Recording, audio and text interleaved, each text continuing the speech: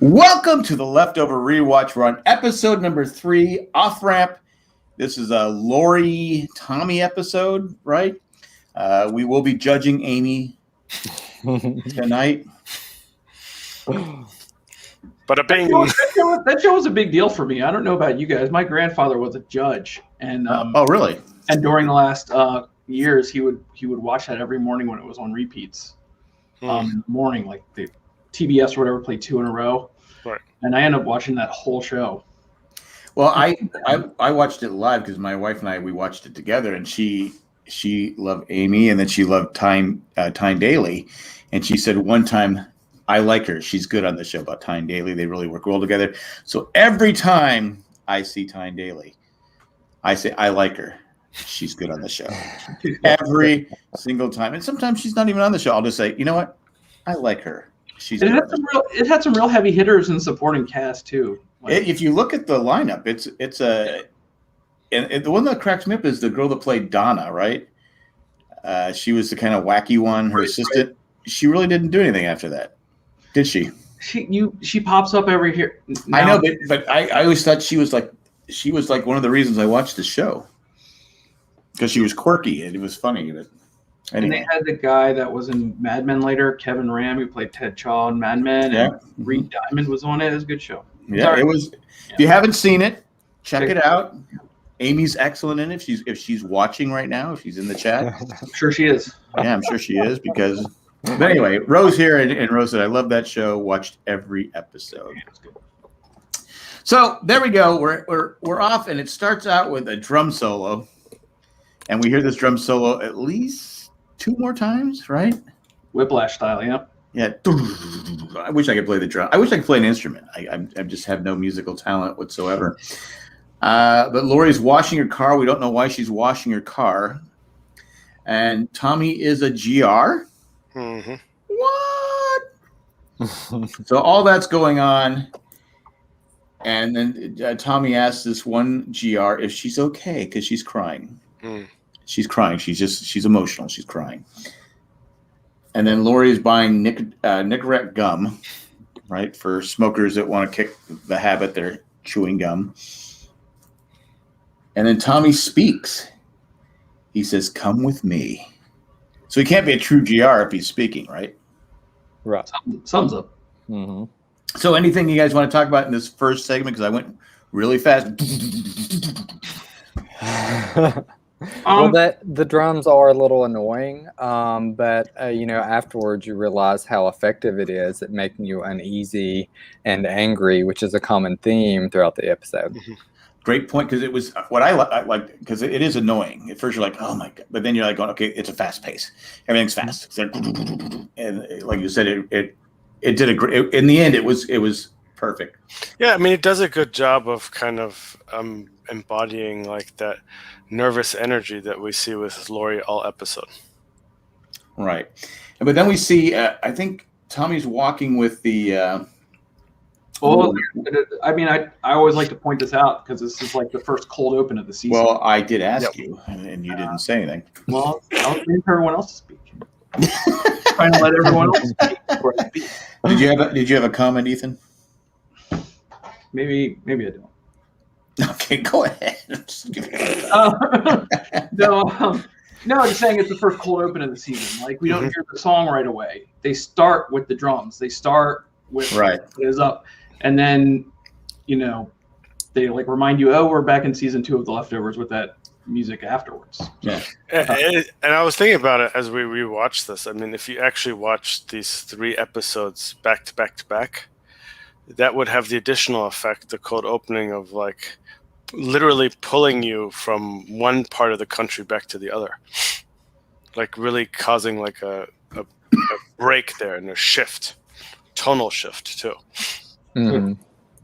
Also think this beginning is a great montage, sort of, and the 2 juxtaposing scenes are so interesting because I think it how I always say the show it tells and doesn't show, but I feel like this is a great example of their show. They show, and within this short amount of time, you're able to pick up on a lot of things, which I think is interesting. But I'm trying to remember this because I just wrote down departure insurance. You saw people working on the phones. Departure. I think it was when Tommy was bringing the woman into the meeting. Now, so they must have insurance. Like you could buy life insurance, health insurance. Now you can buy departure insurance. So if someone departs, you make cash. Now, is that what that actor did? Was it Mark, the guy from? Did we ever find out was he insurance fraud? No. Is it Perfect Stranger guy? Perfect Stranger guy, or was that? Am I just reaching here? No, but it's a bit of a future discussion. But it's who cares? Well, I'm just saying it could. I mean, I guess you'd have to have it could be. Could they say, okay, 20 people departed this time instead of 140,000 or 100? I think that's what the season gets into with the secondary departure stuff. Okay. Yeah, I think that was my take on it too. Is that, but I would go as far as to say that it's almost like a crafty way of acknowledging that they didn't talk about secondary departures in season 1, right? Right. We did. Yes. It's like it wasn't part of that world, but here we're getting the hints like every week. And I mean, my own cynical view is that whoever is selling departure insurance would never actually pay out. Well, that it's just a scam that's tying into people's emotions. Emotions. Yeah. And they're set up in one of those offices, right? Yeah, it's a call center. Yeah. It's like just a building. They're making it sound like it's a boiler room operation, right? Right. If there was another mass departure, wouldn't they have to pay? Well, that's the thing. Like we don't know what. I guess if they're not federally insured, I guess. Well, beyond that, we don't know what the laws are for that regulate and the regulations of the insurance industry. They could be selling a product that is that where the legal code hadn't been properly written, or there's enough loophole in it. Like all the Y2K stuff that was sold for Y2K, right? That there was all kinds of different stuff that was sold, and then when it hit 12 midnight, nothing happened. It was the same. But Randy makes a good point. I guess life insurance doesn't cover departures, but it doesn't because we don't know if they're dead. Yeah, of course not. Yeah. And I guess they're taking a gamble on the fact that if you do buy, the insurance, what if you're one of the ones that departs? You're not going to be there to collect. Right. I would think it'd be a profitable business. I think you'd make some money on it. Sure. And maybe it's the Holy Wayne operation. Maybe they're the ones in charge of it. But Tommy brings Susan to the group, and Lori, led by Lori. So Lori is no longer a GR. She's back to doing what she knows, I guess, best. At least we think. Well, at least she thinks. What she thinks she knows best. Yeah. For sure. And she's leading the group and trying to deprogram these GRs. Lori gives Susan a phone. I think I said Susie, but Susan a phone, and saying it only has one phone number on there. It's mine. You can't text, so you're going to have to speak and all that different stuff. So you think she does that on purpose to get them to talk? Absolutely. It's deprogramming, right? Mm-hmm. But I would say that the Lori we see here, you can draw a straight line from the Garveys at their best. It almost feels like, at least in this scene, like that nothing happened between, the Lori that said, to Kevin, said, well, at least be honest this time. Right? That was kind of like the feeling that the persona of Lori that we see in this scene. Very similar to when the same Lori that we see when she's the doctor of Patty before the departure. Yes, I agree with that, because she says, if you let me, I will help you come back. And then Susan writes down, what if I can't? And then Lori says, I can, or you can, I did. Mm-hmm. Right. So, and that was a very quiet moment of beauty, kind of. And this episode has those sprinkled about. And I think that was very much like Lori, as you said, in the therapy sessions with Patty. Is the only reason brings up later. Is the only reason Lori came back, though, is because her daughter almost died. And I mean, there is her horrible past. But the thing is, still Jack, is there. I might be jumping ahead in this, and I know Ethan will chime in after I say this, just because I know Ethan so well, is that what really struck me about this episode is that her intention of trying to help these people was so cloudy to me. Right. In the sense that you just,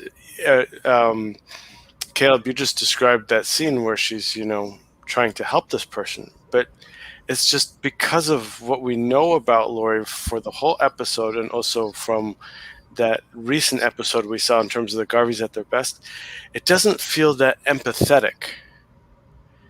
It feels almost, and not even forced, it feels almost, what's the right word? Holier than thou type of behavior, right? Right. Yeah, and she got hubris. She thinks she can do it, and she thinks she can do it without acknowledging how messed up she still is. Mm-hmm. Right. You know what I mean? And she rushed into this. She's like, I'll just go back to being a psychiatrist like I was. And I have to do something, so I'll have to get these people out at the expense of my son, my other child, my son. Right. And that's what I was going to get to next, because Lori comes home. Was it Jack Daniels?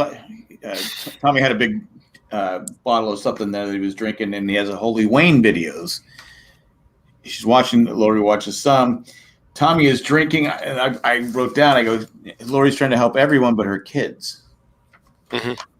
Wow. I mean, like you said, Ethan, she's putting Tommy in harm's way. Yeah, he looks rough, man. He needed help. He needed a mom. Like Jill needed a mom. Needed someone to love her and care about her.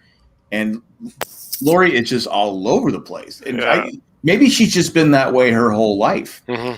Maybe that's why her and Kevin couldn't get along, because maybe she's the reason Kevin was acting the way he was acting and felt closed in, because he just couldn't stand being around Lori anymore. Well, it's possible that she's bottled down everything that's ever happened to her, and she's using therapy as a form of, I get to listen to other people and don't have to think about mine. You see what I'm saying? Right. But you come home and your son's drunk, and he's obviously hurting, and you just don't care. No. Now, to play devil's advocate, on one end of the thing, maybe she feels like she sucks so bad at being a mom, she doesn't even have a place to try with Tommy at this moment. That's a weak response from Lori. From a weak member of this group. No, I'm not saying. But I'm saying as a mom. I wasn't saying your word. I'm saying that if that's what Lori's doing, then that's weak. You brought this child into the world.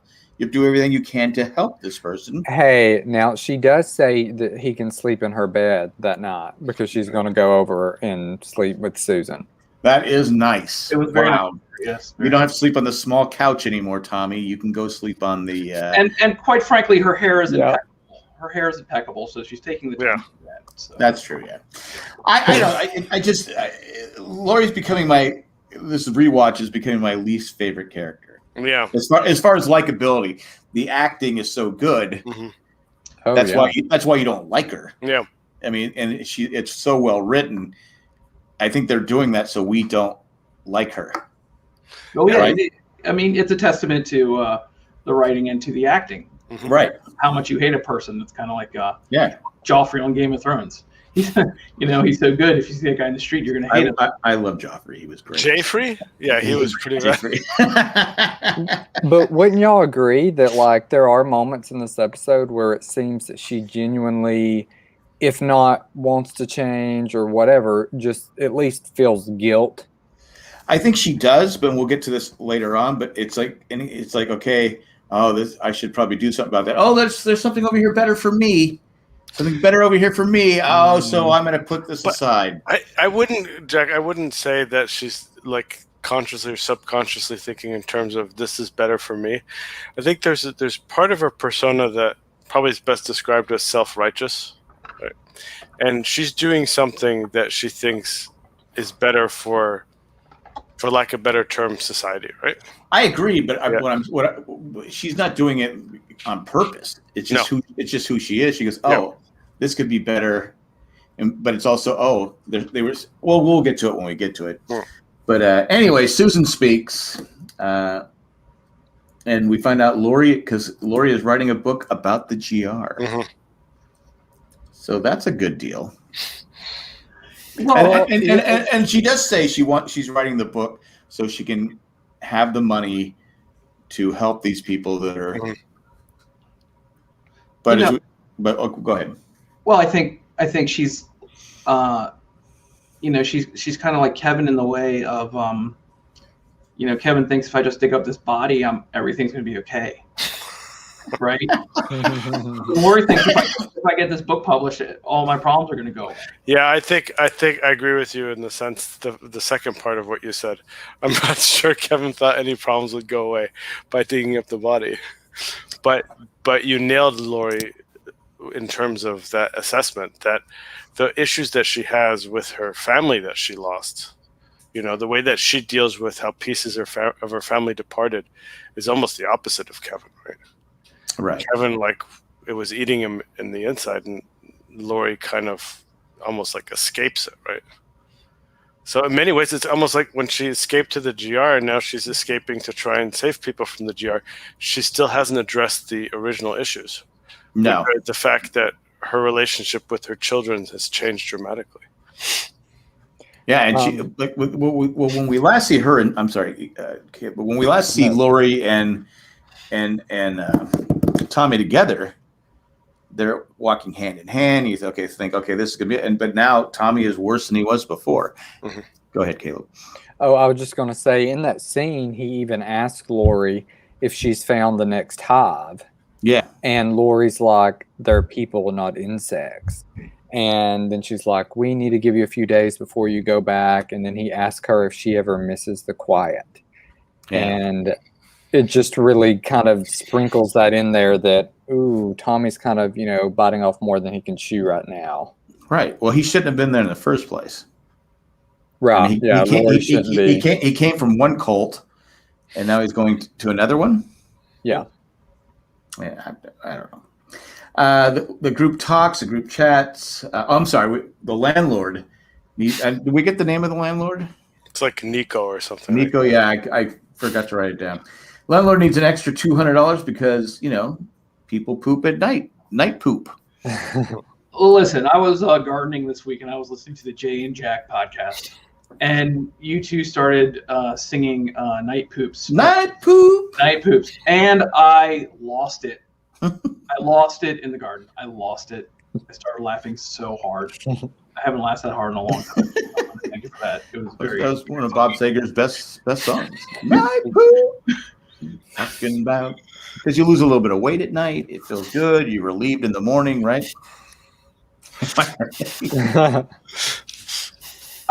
But yeah, this guy's just a scuzzy a-hole who will also, besides abusing you, will take that bagel, which is kind of the worst. Yeah, he's like, yeah, is that a bagel? Are those bagels I smell there? As if like I have all the power. Yeah. Rose says, I think she's trying to redeem herself by saving others, but she still can't gauge how this will impact her children. Absolutely. I would say you hit the nail on the head with that one. Yeah. I think we all agree on Lori, right? I mean, there's no, do you think all Leftover fans feel the same way? Because every Leftover fan I've talked to basically says the same thing about Lori. You talked to 7 of us? I talked to I've never seen anyone go, yeah, Lori, great mom. Oh, no, not that. But in terms of like character, by the end of the series. Character, she's a great character. And I think the last episode with her in the future is one of the best of the entire series. It's a fascinating arc, but no, I mean, and Amy Brenneman did an interview earlier this year where she talked about this was the this was a turning point in her career because she started doing characters that she didn't care if they were likable or not. Oh, interesting. Because judging Amy, she was very likable. She's a likable actress. Yeah. She's great that way. But she thanked Damon Lindelof for that because it was like a gift almost he gave her to be able to not care and let go and be able to do other roles that she didn't care if people liked her or not. I mean, I'll say this: during this rewatch, she's probably the character I'm having the hardest like unpacking and putting in some sort of like, kind of delineating in with clear strokes, because the whole notion of her being self-righteous is really difficult to unpack. I think there's different forms of self-righteousness, because I would put Kevin's dad in that category. That may be a spoiler for next season, but I would put him in that category. All right. Well, I think there's I think that there's two lives people have, and it's parental life and your actual life. And sometimes those things can't be separated. And when you're analyzing a character, you can't really get into the arc of a character when there's this whole kid thing hanging out there. Yeah. That one part is kind of blown up completely. Right. Mm-hmm. So it's very hard to say, hey, I've had to separate myself from that and try to build this person. Because I know there's been many times I went, I'd like to. Oh wait, I can't do that. I have kids. Mm-hmm. Sure. Oh, darn. And even despite Kevin's issues, you said earlier, like blowing up. There was that line where the cop said, "Do you want to blow up your life?" or whatever. Even Kevin, with his issues, is enough. Like, no, I don't. But like with Lori, she did blow up her life. Yeah. So to compare the two in that way. Exactly. When the GR show up at the group talk, Lori gets in the guy's face.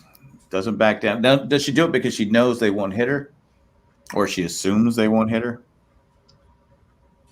I think when it comes to GR, she doesn't care anymore how she acts with them, and she doesn't care what happens to her. She's gonna, she's blaming them for her mistakes. Right. Do you know what I mean? At all costs. So I don't think the GR bros, as I like to call them, the biggest, toughest GRs on the block. There seems like there's more guys this season in GR than there were last season. They replaced all the executives from Apple that used to be like the males in the GR with like ex UAW members. Yeah, it's like the ones that died were mostly female, so they brought in some male replacements. But they're all over the place, and they're they knew they need to get some recruits that were big dudes. All right, well, they did. What did you think about the lady's line where she said that she was having a conversation and thought to herself, "This is so fake. I'm in someone else's movie and I'm just saying these lines"? I like that. I thought that really went to show how the guilty remnant, once they enter back into society, like any cult member would, how difficult, it really is. They did do a good job of because it was only 2 months, right? Mm-hmm. And I guess we'll get to that when we get to it. But they did a great job of showing how uncomfortable she was, and how the husband was just like, "Okay, yeah, it's cool. Anything you want, anything you want," and all that different stuff. Then you had a montage. Was it the drum again, or was it just you had Lori and Tommy? They're just showing different things going on in there. This is the piano version introduced to my mind. Yeah, I'm sorry. I need to correct something. Or just clarify something, because the person who said that was actually the black woman in the therapy. It was not Susan. Yes, Susan has not went home yet. So I do want to say that. Yeah, I thought it was a great monologue about like how I feel that I need to get to the GR anyway. No, but it's the "Where Is My Mind?" And if you had paid me before I watched this rewatch, I would have bet you $1 million I never would have put money on the fact that this is where this version of the song shows up. I thought we did make a bet for $1 million. You could have won tens of dollars from me. So I got a little piece of information. Okay. Give it to us, Ethan. oh. I hear that so much all the time. Hold on. That's not what I meant. The use of Maxine Sheeran's cover of the Pixies' Where's My Mind was meant to call back to the use of the original version in a matter of geography, tying Kevin and Lori together. The use of the original in that earlier episode had in turn been a reference to Fight Club. The TV series Mr. Robot used this cover, also referencing Fight Club's use of the original recording. In an episode that aired on August 29, 2015, this came out in October 2015. After seeing the Mr. Robot episode, the Leftovers producers ultimately decided that, having already edited both sequences to the respective versions of the song, they were committed to using them, not minding if people incorrectly viewed the use of the cover as a Mr. Robot tribute. I loved it, and Mr. Robot is used so perfectly, up there in my top 5 favorite shows, and it's used perfectly here. Never seen it. Wow.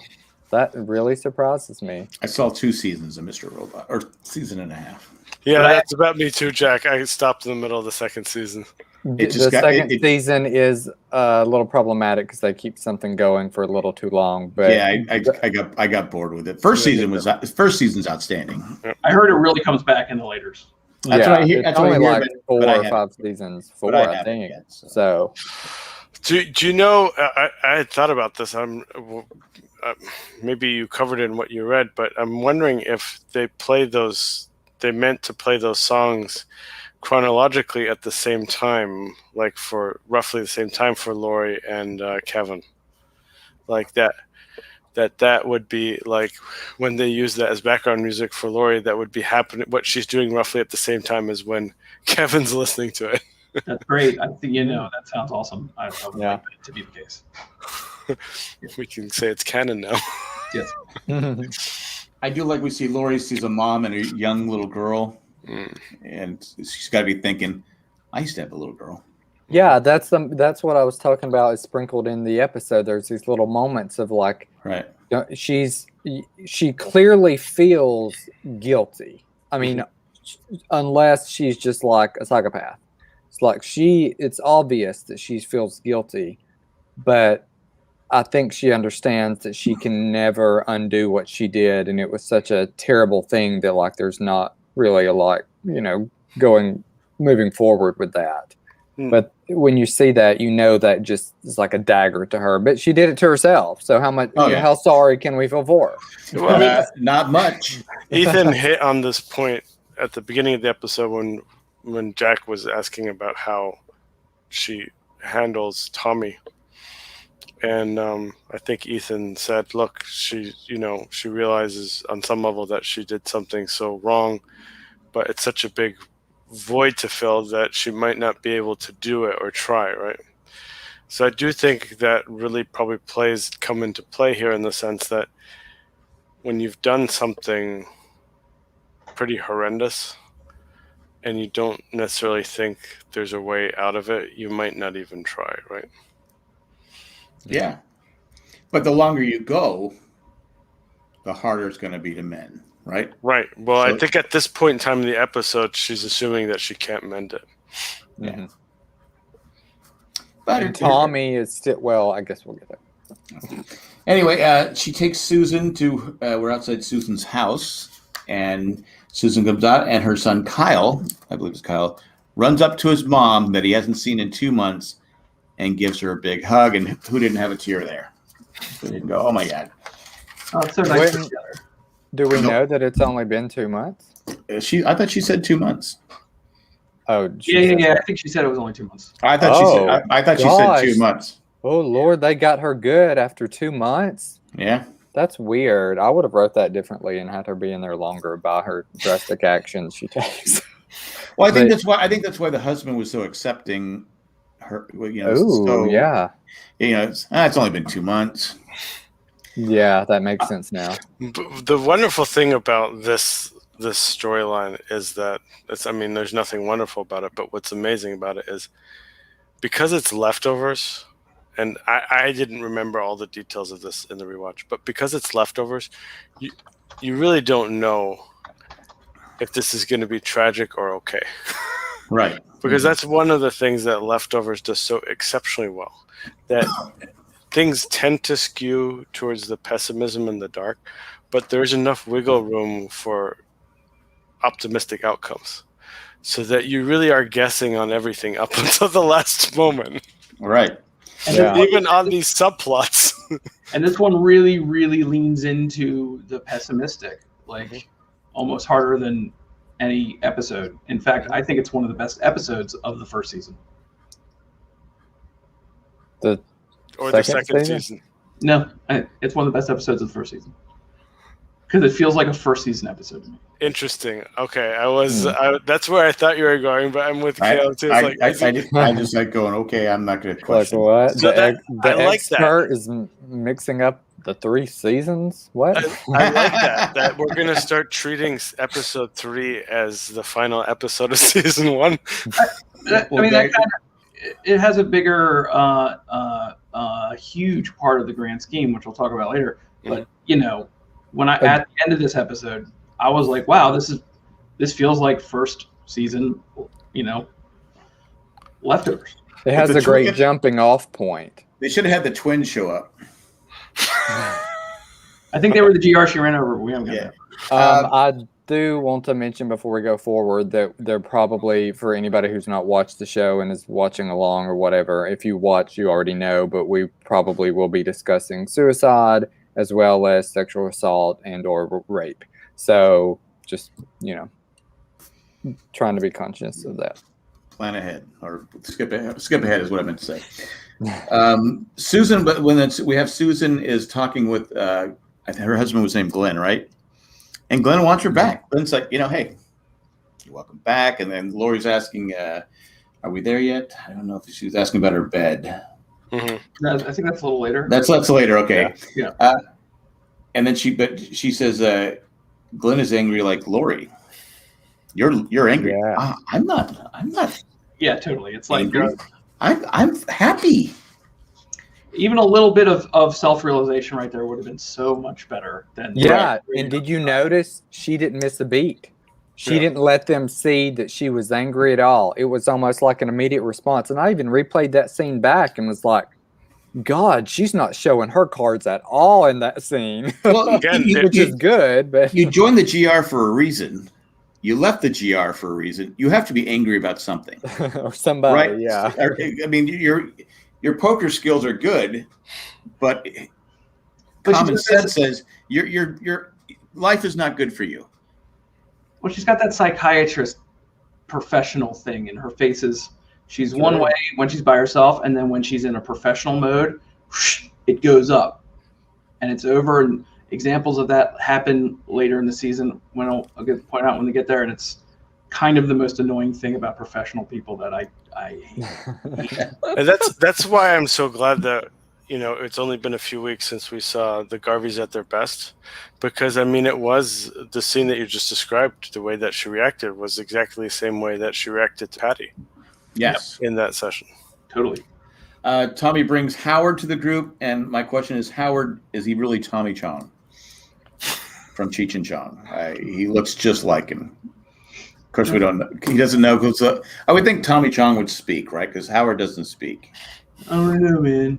He just comes to the group. And then Jill is not Tommy's going to see Jill. And he goes, nah, she's not ready to see you, Mom. She's not ready for it. Can I just come with you? Can I drive you? Da-da-da. So she does. I guess she does want to reach out. But Jill's not ready. Like I think you said, Caleb, it's so broken that Jill's just not ready to forgive her mom. Mm-hmm. The worst part is if she just would have, when Jill came to the GR's house, said, okay, I'm going to leave with my daughter because this is the right thing to do because I don't want her getting hurt or killed because a lot of them thought they thought they were going to die. I think they have a good relationship now. At least not a great one, but a good one. But again, she chose the GR path and say, okay, no, I'm going to finish it out. I'm in charge now. Can you put up Randy's comment, the last thing he said? I did already. Okay. Yeah. Yeah.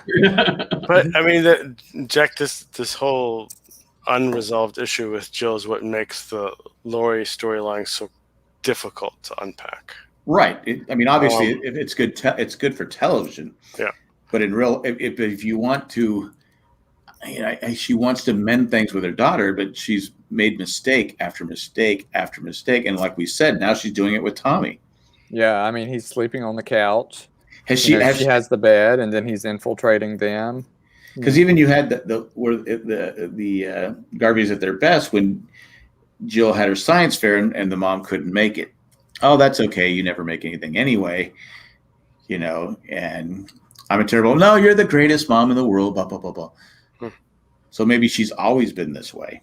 It's so funny. At the end of season 1, we were talking about how great Lori not great, but how much closer to Tommy that Lori is compared to Jill. And Right. here we are. Now they're in like living together situation where she needs to be playing the parent role again, and she's just screwing it all up. Yeah. But I mean, part of what you see with Tommy too is, I mean, he obviously didn't go through the whole experience that Jill went through in terms of her leaving and then Jill going to the GR. But Tommy's obviously much more forgiving, right? So the fact that he's so forgiving and accepting of his mother probably makes this whole thing from Lori's perspective a little bit more nuanced, right? Like it might dull, her ability Gives her hope. Well, not even just give her hope, but it might be like, well, Tommy understands that I went through something difficult. Maybe Jill's not ready yet. Or, I mean, Tommy's the one who said she's not ready yet, right? Right. Yeah. But that, I would say the fact that, like, she thinks she can, like, reach out to her is probably a function of the fact that Tommy's so accepting of what she went through, right? Well, we even talk about the lighter comes up in the conversation in this episode. Jill got her a lighter saying, "Don't forget me," and Jill was making the effort, Mm-hmm. and Lori just kept pushing her away. So you can see where Jill just said, "I'm done." But the weird thing is, let's unpack that a bit, because, I mean, if I'm not mistaken, Ethan, like, there's that great scene where Lori goes back in the middle of the night to try and fish out the lighter from the grate.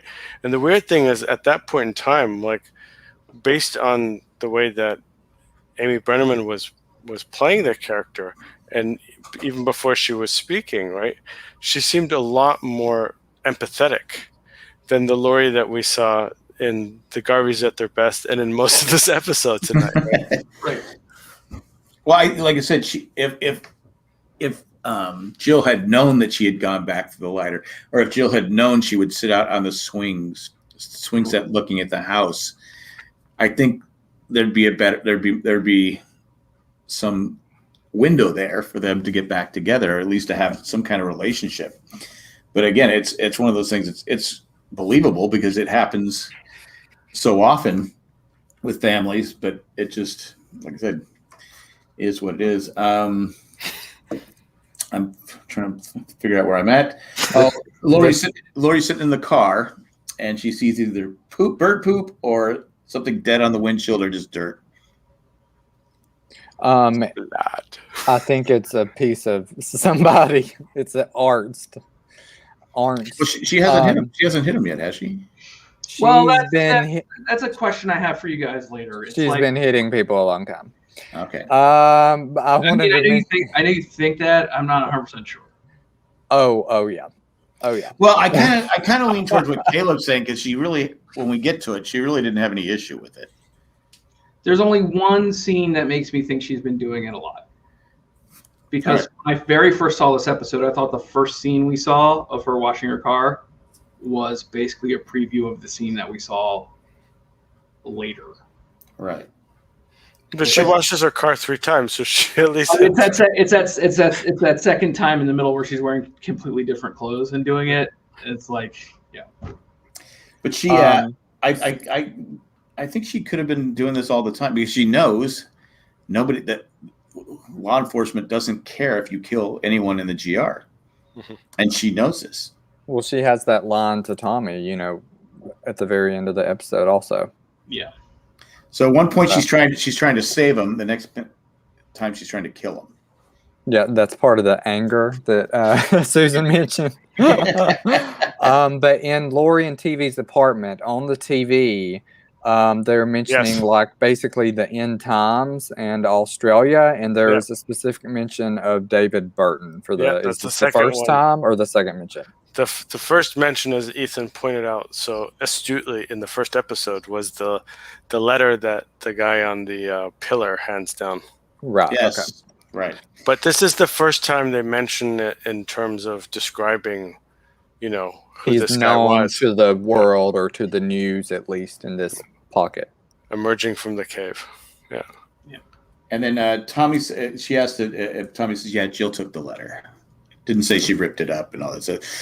So Tommy's protecting his mom, right? I mean, I'll be honest, I would have done the same thing. Oh, yeah, she took the letter. I'm kind of surprised. I know Tommy and Jill were close, but I'm kind of surprised that Jill's not like, get off the fence. Do you not realize that she almost killed me and all the horrible things she did? Like, whose side you on? What? If she treated me like this, what is she saying about me? To you. So yeah, but Jill, what did Jill say that the episode before? We're okay. Yeah, she's like, I'm happy, and we're okay. And Tommy's like, nobody's okay. So she's not about to be negative with Tommy about this. Yeah, she is in a better mental state than her brother or her mother and dad. Mm-hmm. Yes. Yeah. Well, Kevin's has a lot of cool anger. I mean, let's be honest, Jack. I mean, when we see Kevin flip out, that's how we want the world to see us when we flip out. Well, I would like that, but no, I look more like Lori. Honestly, is Jill happy right now is a very interesting question. Is she the only character right now that we consider is like content and happy? I would say Nora. Yeah, no. But is that a fake? Is that putting on the show to try to make it work? Who's genuinely happy? Is it Jill, we think? Well, I think Leftovers, so no one is genuine. Yeah. I mean, I think we can say that. Well, in this moment, Jill. I would say through 3 episodes, Jill is the most stable. Yes. The most grounded. I think that's the way that we have to judge people. The twins were always happy. That's why they got wrote off the show. There is something to be said for blissful ignorance. What they're happy. Yeah. So anyway, Tommy Lou was happy. Yeah, Lou was happy. They come back. They drive back, and everyone's on the street because the landlord has thrown them out. So you're out. You're gone. You're out. Lori talks with the landlord, and she says, "Well, I just need my laptop. Mm-hmm. I just need my laptop." And he's like, "Nope, I don't. If I gave you that file, I'd be admitting I had it." Right. Then Lori looks at her kid. "Oh, you have a son? Okay. Would you want to go home and have your son think you're not a nice person, not a perfect person?" He's an asshole. Yeah. Immediately, I thought about the Jay and Jack podcast when I saw this scene. And you guys can deduce on your own what the parallels here are with that comic. I just thought it was funny because the dad's an ass, right? So he's terrible. So he's a terrible dad. So of course the kid's gonna be that way. But then we go and the landlord leaves, and Lori goes into the landlord's house, which isn't locked. Just leave your house. He doesn't care if his family gets killed, right? He probably rolls the passenger side's window down as well. Yeah, I'm sure he does. Yeah, well, that's why the kid's an asshole. He had bugs hitting him in the face his whole time growing up. Let's see. The phone rings. The wife. I'm assuming the wife, and she's speaking Russian. Is it Russian? Some sort of Eastern or Southeastern European language. Okay, and then we get the drum solo again. And the asshole kid has the laptop. And then you can tell by the Buddha sticker. Yeah. And then she takes the laptop runs out. The kid's, hey! The wife chases after him. Lori's driving away, puts on some loud music. She's happy with herself. That was actually pretty easy, wasn't it? Yeah. And I forgot to mention too, the way the kid was pounding the keys on the laptop. He is an asshole. Bam, bam, bam, bam. It's like, dude, you don't have to pound the keys. Just touch the keys. Jack, did that remind you of anything that maybe happened 20 years ago in your own life? It happened to me because it was passed on from generation to generation. Because when remotes first came out in our neighborhood, growing up, it was a box that had like 23. You had 23 cable channels back then, and it had a thing that it'd go 1 through 23, and you'd have this little thing. You'd go back and forth. So I would sit there and go. I was like 16 years old. My dad goes, "Will you give that to me before you break it?" And my dad never got mad. I go, "What are you talking about?" He goes, "You're gonna break it." I go, "It's not gonna break. It doesn't break. It's gonna wear down." One day I'm like this. I go, "Crap! I can't change the channels." Put it away. And my son would do the same thing. Of course he did. Yeah. So anyway, it's just part of life. But it did remind me of that. Can we go back and just talk about how Lori doesn't care about any of the GR standing around on the street? She's like only focused on her computer. Yeah. Everybody's like, "What do we do?" And then Tommy's having to be the one like, "It's okay, y'all can come to our place. We'll find another place." And Lori's over here like on the ground with her laptop. Yeah. Well, Tommy goes, "You didn't email a copy to yourself?" Yeah. We didn't have Google Drive back then. What's going on? I don't know. But again, like you're making a good point. She only cares about her laptop. Now, be fair to Lori. She's written this whole book. Oh, God. I mean, I'm a writer. I would have done the same thing probably if it was, that big of a deal. And I felt it hard when she was like, "I wrote it once. I can't do it again." Yeah, you know what I mean? I knew, She couldn't live it again. There is a recurring theme here with people not backing up their work in the Leftovers and only having like one printed out copy. Back when computers were new, my dad took us to see Stand By Me in the theater, and it's Richard Dreyfuss at the beginning and the end of the movie narrating, and at the very end he's typing on this big green box computer, and he finishes his story. Play with his kids and in the pool or something like that, right? And my dad like whispers in my ear really loud, "He didn't save that." Nice. But it's so this whole thing about Lori going in, swiping the laptop, and it's again something that Leftovers does really well is throwing in scenes that might belong in a different type of television show, and just making the viewer just sit at the edge of their seat trying to understand, like, wait, is this the same show, or is there some sort of additional meaning here that I'm missing? Because this looks like something out of like a regular action show. I actually thought it was more intense after she got the laptop. I thought that it seemed pretty easy. It seemed like music.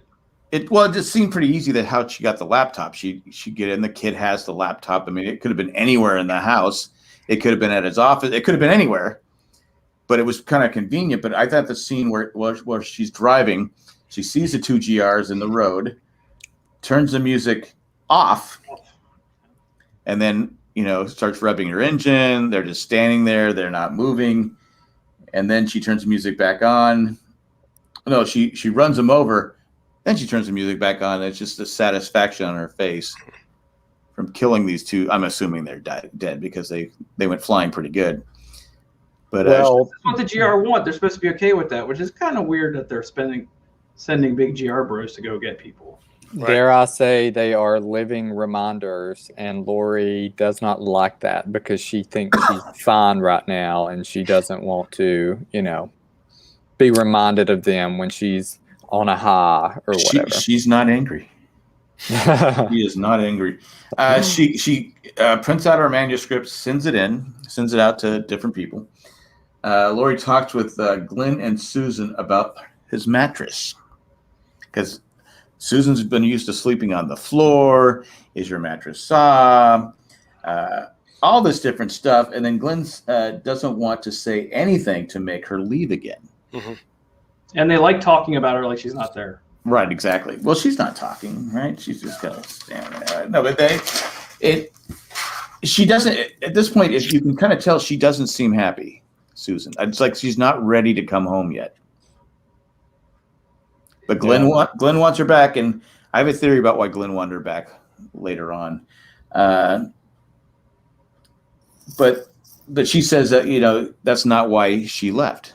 She didn't leave because you didn't say anything that made her leave. Right.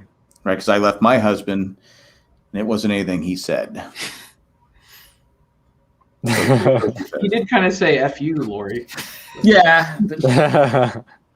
She was like, leaned into Susan's ear and was like, when I left, the last thing my husband said to me was...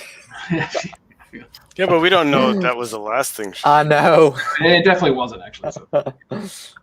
And then we see Tommy. He's stalking somebody, and the guy's a big dude. He was just yelling at Tommy, calling him names, all this different stuff.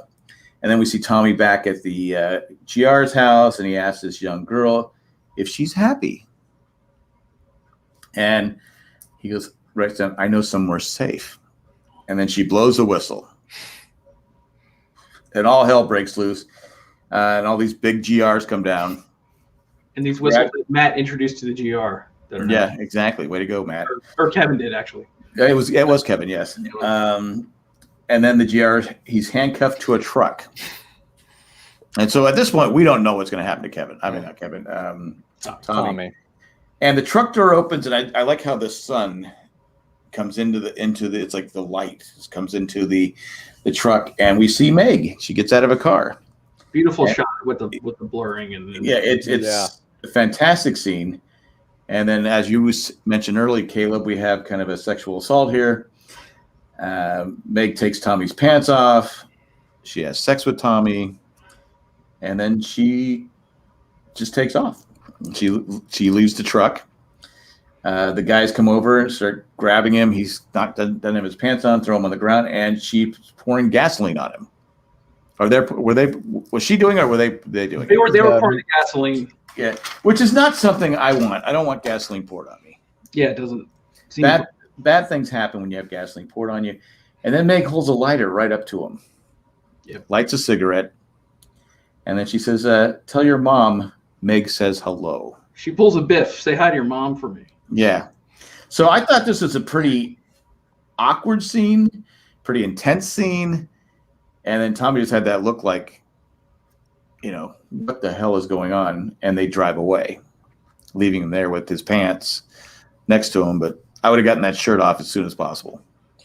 Well, he's probably thinking like, how deep does my mom's connections go? Who else did she piss off by doing this? How deep, am I risking my life? Mm-hmm. Yeah.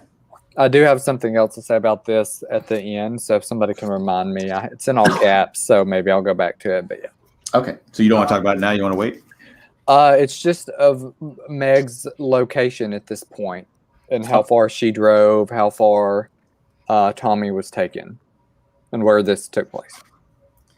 And then Lori's getting an outfit, and she starts to look. I got a book. They like my book. They want to read my book. They're going to publish my book. They like it. Like, what's your return policy on the app? Because it's $800 and something for this outfit. Can't pay rent, but she can buy an outfit. But what did we think of how she was acting during this? I mean, I think she's excited. I think she honestly thinks her book is going to help. I mean, but was she? Randy asked, what was the point of sexually assaulting Tommy? To show dominance. Yeah. Yeah, and it's also to introduce us to Meg again. Yeah. And Meg, and to see exactly how far off the rails she's gone. Kind of person she has become. Yeah. Yeah. Do you know what I mean? Yeah, I mean it's like it falls into the traditional cult devolution, right? In the sense that eventually there is some sort of sexual control involved, right? But we're just so used to it being more like Holy Wayne. Right. And so the reversal of a powerful woman doing this to a man, like, is even more bone chilling, right? More jarring. That she arrives there with like 4 or 5 tough dudes, right? Yeah. But and Tommy's handcuffed; he can't do anything. But she definitely wanted Tommy, to tell his mom what she did. Mm-hmm. Would we agree? But I don't think Tommy would have or did. No, because I think she would be enough protective over Tommy to go and whoop her ass. Meg, maybe. I mean, maybe. I don't know. But even this scene helped me change my attitude a lot towards things because, I'm ashamed to admit it. Not really ashamed to admit the first part. Like, Liv Tyler's in my list. You know, that top 5 list everyone's talking about, right? That top 5 list, you tell your wife of, if I ever see these people and I got a shot, I'm allowed, right? You know, that top 5 list. And so the first time I saw it, I was like, wow, it's hot. And then it took me watching it like again to be like, oh wait, no, it's not. Well, especially when you combine it with the fact that he's doused in gasoline. Right. It's supposed to be like, I mean, I'm sure somebody's analyzed every component of this, but it's like he's obviously been abducted. He's been chained to a pipe. Yeah. He doesn't know where he is or how long. We don't know how long he's been there. Then he gets raped, and then he gets doused in gasoline, and he's just left there with his half naked, right? Right. So you have like a whole stack of humiliations, right? Exactly. So So we're ready to move on from there. Mm-hmm. Is the next scene where he talks about where he goes to Lori, or is the next scene something else? Well, he's at home drinking on his couch. Yeah. And Lori walks in and he goes, "Who's Meg?" Mm-hmm. And she goes, "I sold my book. My book might be published."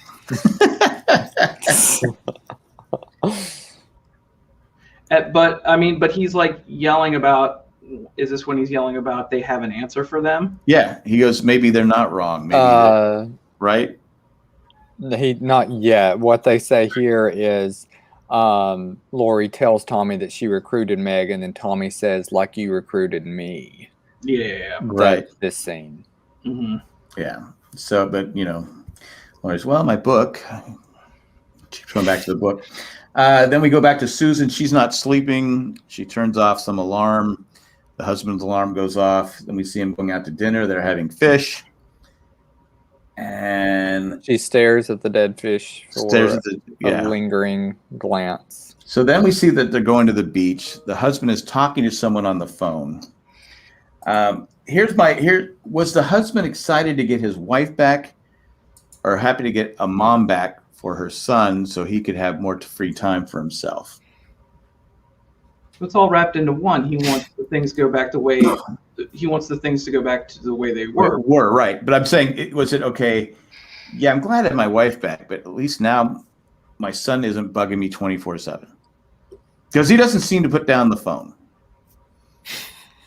No, I think he wanted things to go back to the way they were, and the way they were was he didn't have to take care of his son so much. Right. And his wife was back to do all the things that she would do before, and someone pretty that he could go out to dinner with, and go to these fancy meals, and everything is, as far as he's concerned, right back to normal. Hunky-dory.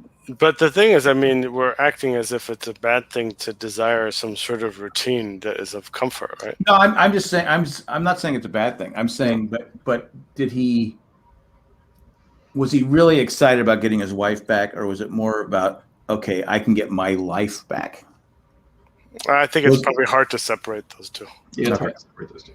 All right, because I'm gonna tell you right now. She reads a note, the crumbled note, and the note says, "Any day now." Mm-hmm. And I want to ask Ethan, like in the original book, right?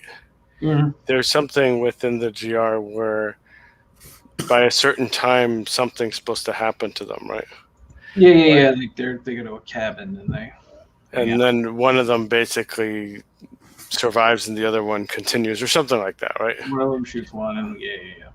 So it's like that was the first thing I thought about, in the sense that the fact that like that any time now, that's just like such a vague term that it would only make sense if like it's a message to her that she only understands, right?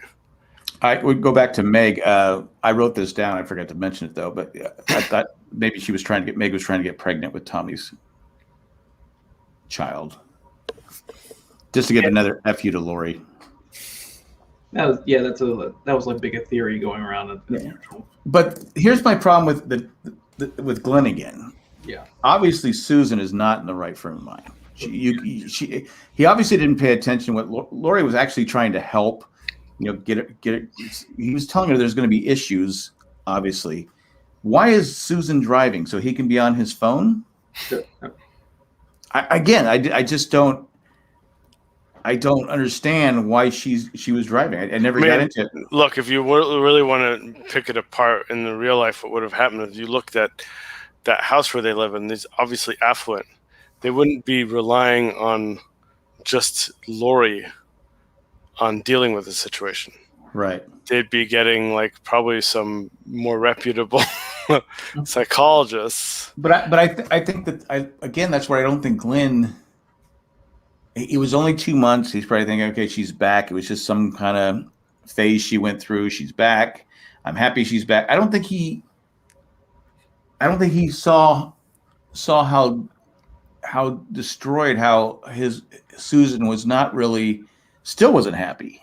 Jack, how we talk about how like all these side characters, guest characters on Leftovers are really fascinating. Right. This is like the first like character where it almost feels like they took like they lopped off the top third and bottom third of his emotions, and like there's just kind of not much emotion there. No, because right? I got to be honest. My wife left for 2 months. Yeah. I mean, obviously you could work it out, but it wouldn't be like, okay, yes, you can come back in. There's a bed. No. There'd be some friction.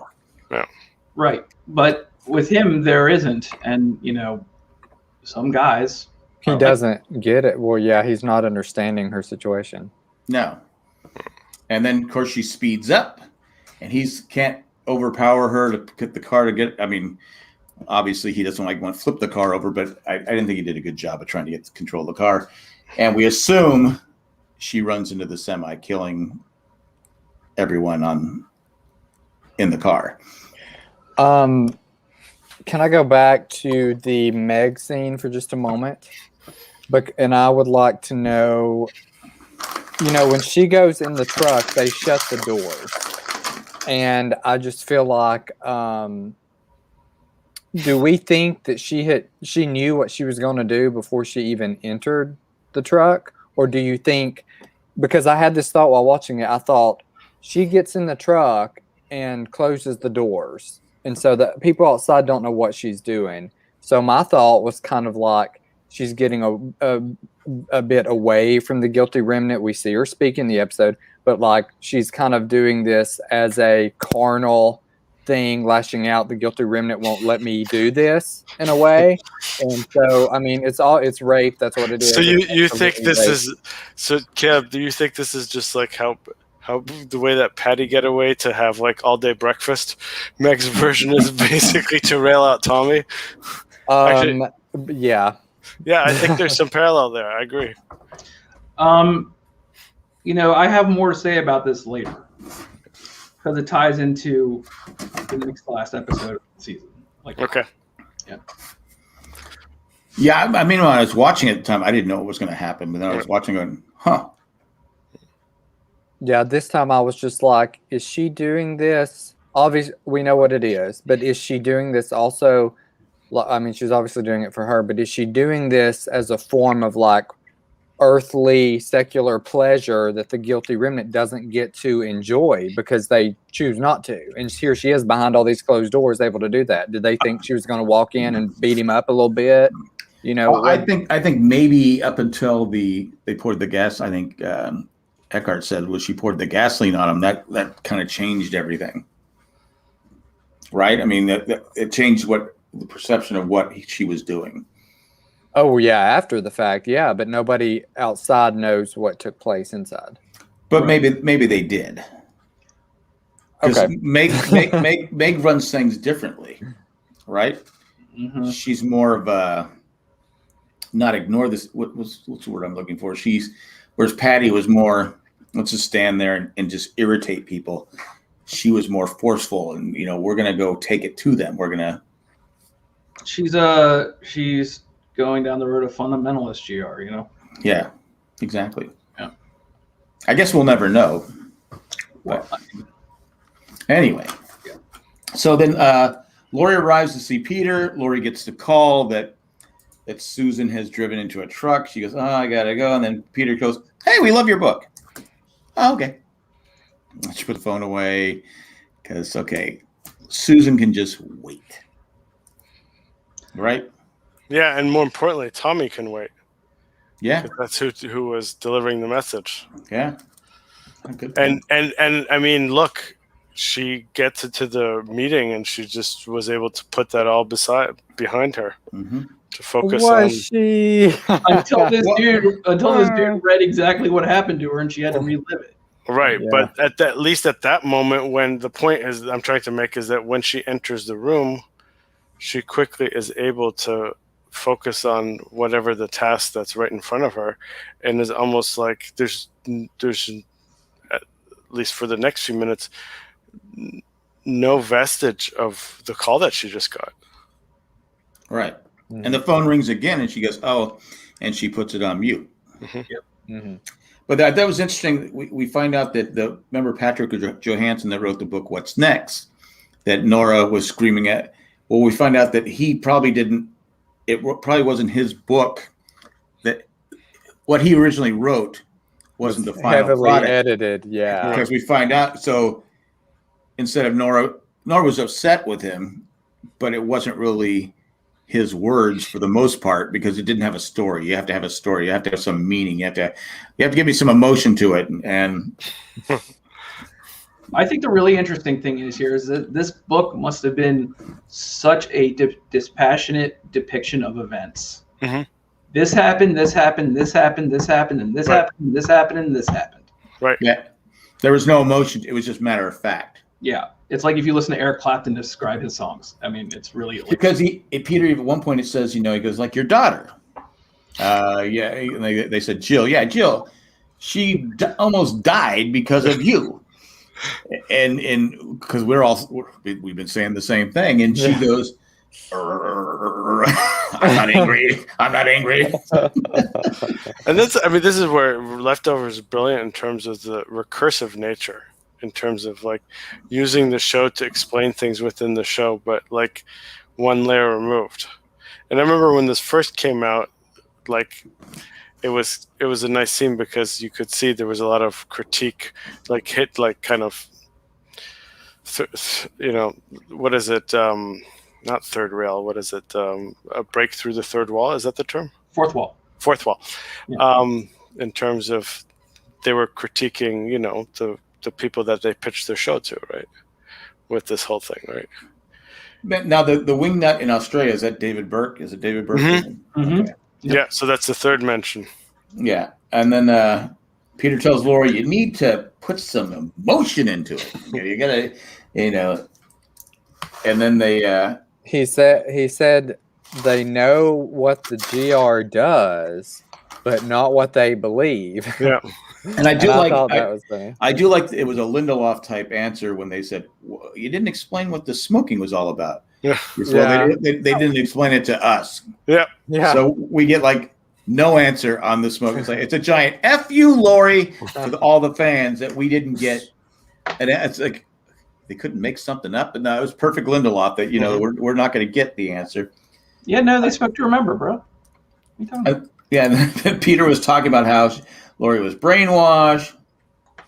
Jill was in there because of you. You could have saved Jill, but you chose not to. You let your husband save Jill.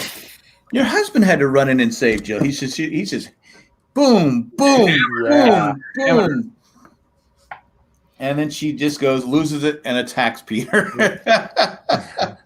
Ends up in jail. Tommy bails her out. And then she cries and, on Tommy's shoulder and stuff like that. It was actually kind of a nice moment between her and Tommy, I guess, maybe, because she finally just kind of broke down. Yeah. Mm-hmm. But it was interesting in that this was really the beginning of the catharsis for her, right? Right. In the sense that they did a great job of showing how, and in the scene where Peter's making those references, they have the flashbacks, right? Right. Interspersed. She's reliving it. So that it's like, Which was unnecessary because they're telling us it. yeah, but that's the way. I mean, maybe I thought it was necessary because that might have been the moment where the realization really kicks in the sense where she's about to achieve this lofty goal that she set for herself. Like she's pitching a book and they love it, right? Yeah. Like she's at the brink of success, and then all the emotions come out. I think it was necessary because we just saw it 3 weeks ago. Yeah.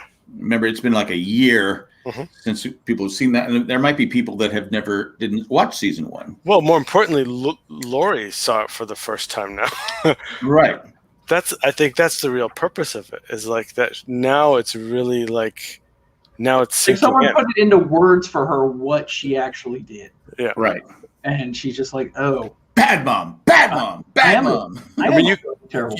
You could even argue that like the way that he's going through it. I mean, he was a bit more, it's kind of like a salesy type person, but he's describing what she did the way that Lori would describe to her patients what they did. So she was almost like sitting in the chair, and that's why she dove over to try to choke the life out of him. Did that cost her the book deal? So I don't know. I thought about that too, Jack, because it was like because it's such a cynical society. Like I'm not so sure, right? No, because if they can make money on it, they don't care. Exactly. Like they'll look past that. Oh, you had a bad day. We understand. Come on back in. I think in most shows, the show and don't tell thing works, and in that scene, now that you mention it, I'm kind of leaning more towards that it was necessary because, like you said, it's in this context where she's being just hit over their head with it, and I guess the audience needs that extra push to show that she's being extra pushed. Well, as good as Amy Brenneman is about her acting, I think it still helped with the flashbacks. I think the flashbacks helped a big way. They help a lot later down the season. I've given this a lot of thought. And now that Caleb mentions it, it's almost like they show you every time there's something to show you. And if there's nothing to show you, they're not going to show it to you. And like why they smoke. Episodes. Smoke, but don't tell. And then Tommy says something I thought was, he says, "Mom, I know you're fucked up. Everyone is back at our place, and they're losing their shit. You need to get together because we're following you."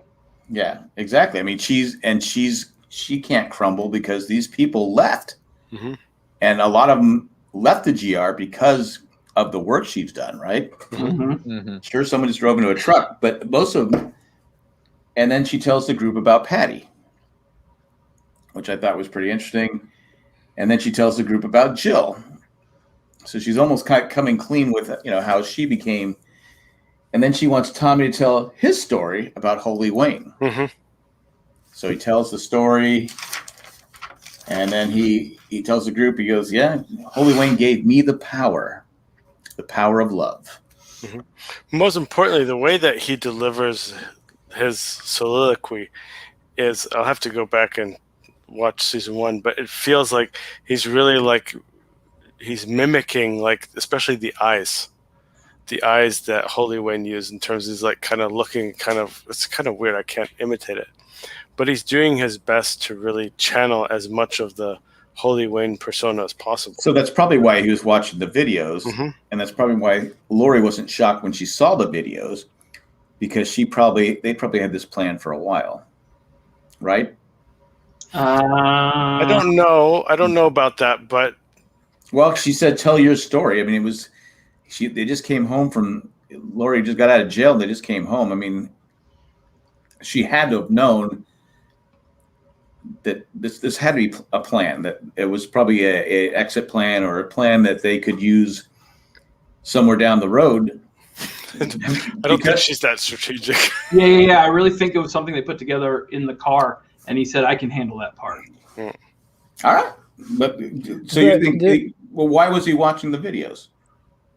Because he's infatuated. Because he was personally involved. Yeah, with that. Involved. Also, I would say that Tommy has more sense of self-reflection, so he's probably also trying to figure out. Like, I mean, he there at that point in time when he was watching the videos, he was helping his mother, deprogram people from the GR, and he's probably thinking, okay, what was it about this that pulled me to Wayne and then made me waste 9 months of my life driving around in a beat-up car with a pregnant woman, right? And a smiley face phone. Yeah. But he knows for a fact that Holy Wayne was BS. Right. Yeah. And so he thinks he can do this, and it is a quick out to help these people. Yeah. And help people quickly, and give them that first placebo effect like Nora had in season 1 to get them through maybe the first. This is season 1. Yeah. It is. You're right. And what's brilliant about the way they wrote his soliloquy is that he tells a story about Holy Wayne that's impossible for us, the viewers, to determine if it's true or false, right? Or if he imagined it or not, right? Because that scene that he's referring to, it ends with him yelling, "Christine, Christine, Christine," and that's the last we see of him for a long time until he shows up right at the end of the final episode of episode 10 in season 1, right? So. I love that fact, just that they, he's creating this BS story that no one can disprove. Well, he was, like you said, he was so convincing. Yeah. And these people, again, we've talked about this, I think, probably in every episode. People just want hope. They just want something that they can cling on to that's going to get them through the next day. Yeah. So stuff like this. Well, that's why Lori had the idea of doing, because Tommy said we can strip it away, but once it's gone, we have nothing to put back in its place. And then Lori's like, yeah, let me use my son to be Holy Wayne. But my question for y'all would be, when Lori says that basically Patty had preyed upon her to join the GR group, and that the next thing she knew, she was screaming her daughter's name. Are we to believe that? The 3 years no, seriously, are we to believe that she literally just? Well, I think she was saying that for effect. Yeah, in a manner of speaking. Yeah, I don't think, because she's not stupid. I mean, she's not. Well, it wasn't a dream. I thought she was telling her story genuinely to these people, and when she just kind of skirt. Well, I don't think she's. I think we lose the story being genuine, because she has Tommy telling that I can cure you with my hugs, and she knows that's not true, right? So she's just trying to get these people, keep the group going, or to keep them from going back to where she doesn't want to fail. Well, right? I mean, I think the important thing is that she's starting to understand that which Tommy knew through experience, but then said so explicitly, which is that people need something, right? Right. And it's something emotional. And Lori's approached all of this, too scientifically, right? Mm-hmm. And in a very unemotional manner, right? Mm-hmm. And it's, Tommy saw whether it was real or fake, that Holy Wayne was able to just, take that Ted Cruz character and, give him a new lease on life, right? Right. It took me a second. I go, Ted Cruz. Okay. I wonder how he's doing these days. The character. I see him on TV all the time, so he's doing pretty good. The character. If you're seeing him on TV all the time, you're doing something wrong. That remote you're having trouble with. Okay. I don't know. I see a lot of things. But I thought it was a great ending, a great scene. Thank The acting is fantastic. superb there at the end. Now, I know we were joking last week that this is the Across the Sea episode because it's not. It's like, okay, this kid, but I think it does answer some questions the best that a Lindelof show could do. But I liked it. I enjoyed the episode. I thought it was done really well.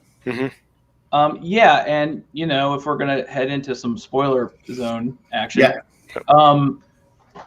this is on one level, it's all this stuff about Lori and Tommy. On another level, it's pure misdirection because we need a reminder that the GR is around, but then they want us to forget about it completely for 7 episodes, and we do. Like, you know what I mean? They put this early, right? And well, they also we know that it's a different direction the GR is going. They're a more hardcore GR, like we said, with Megan. Fundamentalist, right? This is where the other thing comes into it. The other episode, 1013, which is the next to last episode, which is Meg's episode, right? Right. And so the question was, like, why did Meg get to Tommy now? Well, the GR, the regular GR, tells her that this kid is curing people with hugs. You need to go fix it. But this is before that. But that's after what she does here. So she already knows who he is. Right. Right. So I found that like a weird timeline-y thing. Interesting. Yeah, that's what I was mentioning before that I wanted to talk about later in the spoilers is like, okay, so I'll put it out there. Is Meg at the trailer with the hidden girls right now? And she drove from there to meet up with Tommy and that truck met them somewhere? I think we see her go to Jordan when she goes to Jordan in that episode. And I think that's very close to the very, very last thing we see of the season. But yeah, I assume that this trailer was somewhere like, an hour away from where. Yeah, I feel like this is all still upstate New York and. Well, actually, now we're in Jersey. Yeah. By the way, I was gonna say that Lindelof does a good job of name dropping like places that are right around where he grew up. Like their office is in Hackensack, right, which is the town next to Teaneck where he grew up, or vice versa. And New Rochelle is not too far away from there either. Rochelle. But yeah, they go into that episode saying that the GR is not splintering off. The GR is keeping their thing, and Meg has her own faction. And she is taking control of her own faction. Her own faction goes to school buses and drops grenades in front of schools. Why is Meg so angry? Do we ever figure out why she's so angry? Because what Matt said, her grief was hijacked. Because I don't know if that's the whole reason, but her mom died the day before the departure. I get it, but it's like, But then she searched for an answer, and she thought she found one in Jordan, and she went to Jordan in that episode, and she had a meeting with Isaac, and Isaac told her what her mother said before she died, and she hated the place, and she hated the exceptionalism in the place. Because she's gonna hate anything. She's a hater. She really is like a bad Jane Jack listener that calls up to complain. Why are you guys phoning it in? She's the one who left the iTunes phoning it in interview that you were phoning it in. So do we think Meg infiltrated Miracle in this manner by getting to Evie and them, or am I like blanking here and the girls just did this by their No. Her and Evie are in cahoots because of the joke. Big cahoots. Okay, that's what I thought. What did one snowman say to the other one? No, it's got no point. Yeah. No. I love the fact that most of what you just described has very little bearing on season 3. There's nothing to do with season 3. I know, that's what I love about the show. Me? What I said? No, all this stuff in terms of like were they in cahoots or like did one get to the other and stuff like that. That like you can watch season 3 and not having remembered all this stuff, and it's just as brilliant. Oh, and well, and the thing is, if you listen to all those podcasts, everyone before season 3 was talking about how much they're going to explain exactly what discrepancies happened in Jordan with the girls getting from here to there, and it's like, no, that's not us. well, when you have a show where half the characters are always looking at each other saying, I don't understand, then obviously the audience is having to pick it up. Then you just have to say, it's okay, I don't either. I don't understand what's going on here. And I think it is important to figure out where Evie's motivations, which way they went, if Meg had anything to do with it, based off the conversation later when Kevin looks at John and says, when John's like, why would my daughter ever do this? And Kevin says, maybe she didn't love you. I mean, that. You mean the Father's Day picture I posted? Yes. Well, I think people said I don't understand because we've talked about it again 100 times. We're in a world where chaos. Something happened that nobody can explain, and there's so many broken people. This episode alone, Lori, Tommy, Susan, all the people there at the GR. I mean, everybody is broken. The only one that's not broke is the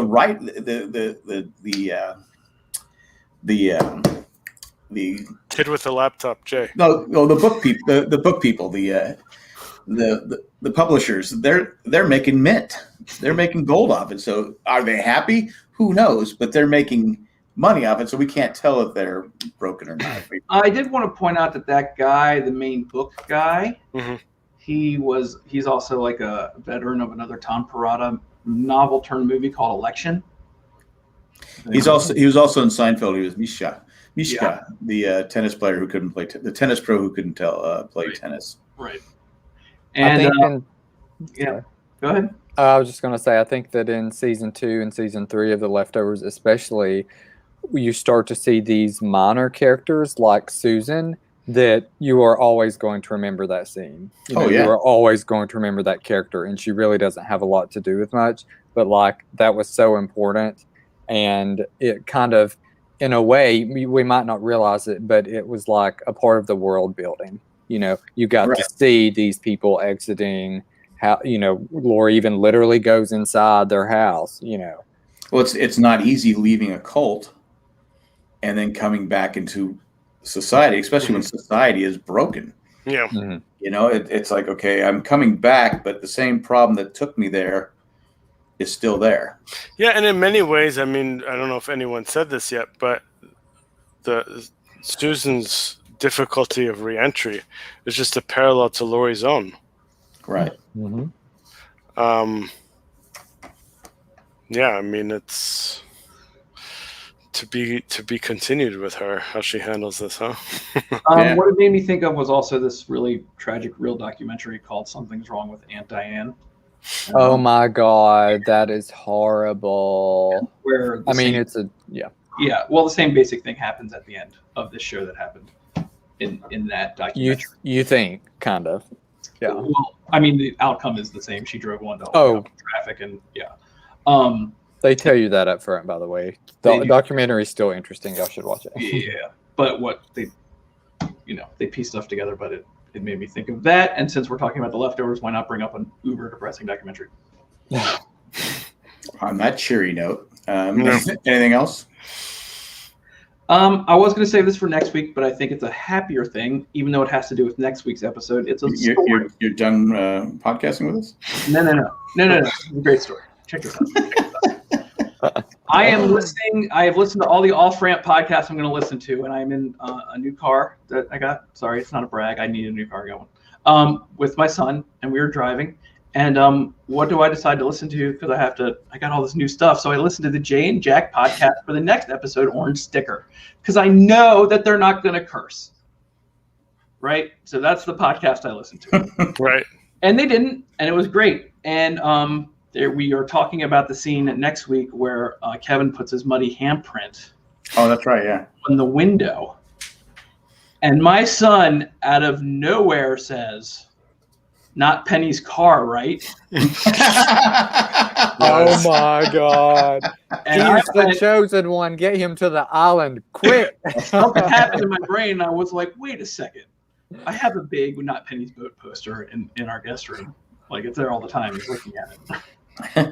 But it was just for a second, I was like, oh. Yeah. I was like, that's great. Yeah. So that means that, 10, 15 years now, maybe even sooner, you're going to have to do another rewatch, but with him. Yeah.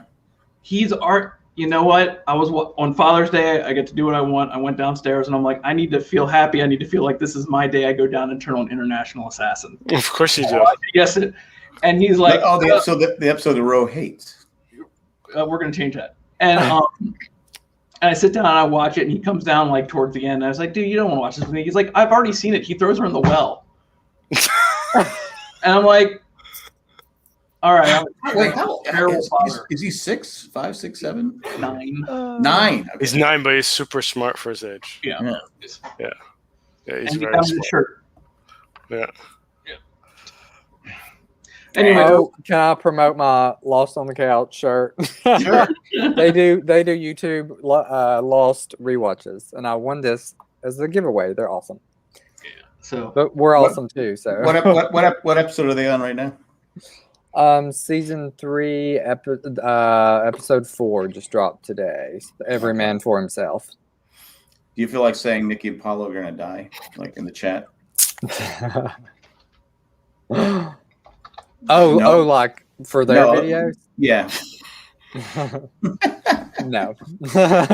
I know that would be terrible. Yeah. Yeah. So we're back next week, right? We're back next week, but we're taking July 5th off. I feel like that makes sense. That's when I celebrate Independence Day, is the 5th. So I guess that works. It's my birthday, so most people are always just hungover on that day. Because was it really July? I mean, it probably took a long time.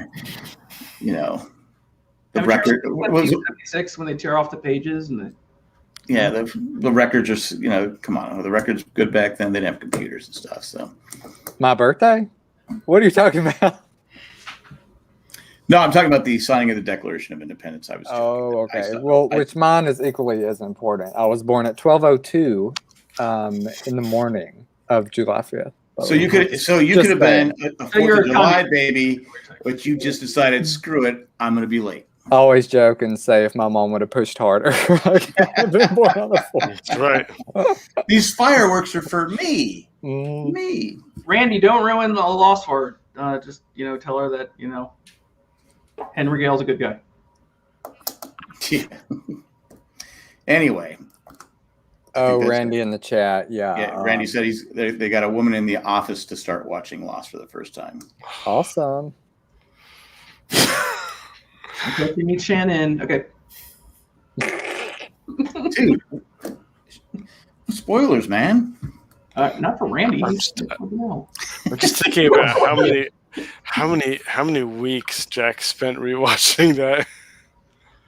It was longer than I thought it was going to be. And how many people kept him company, present company included. Yeah, it was a lot of people. After seeing these YouTube rewatches or reactions for the first time, I'm like, God, I wish I was on Jack's thing for this one episode. Mm-hmm. And it was like, I was always like the Juliet episodes, and then I find myself like on a random episode of whatever character. I'm like, God, I've got a lot to say about this. I always made sure I go, oh wait, Juliet episode. All right, better send a message to Caleb.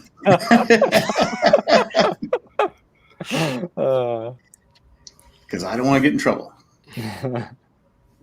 Anyway. Is that it? Yep, I think so. That's it. Great job, guys. As always fun talking Leftovers with you guys and Lost and anything else and all that fun stuff. And congratulations on the new car, Ethan. You deserve it. I do. Thank you. You deserve it. And sometime in September, Eckhart will let me drive up to him and say hi. Yeah. Once I get my kids back into school and my life is a little bit more organized. Actually, what I want. And now this is going to be my invitation, is when you come down in this area with your son, I'll take you guys both out to lunch. We go to Rockville all the time. We'll talk to you about it. So we'll do that. I would just take his son. His son is money. Sit there and talk about Not Penny's car all day.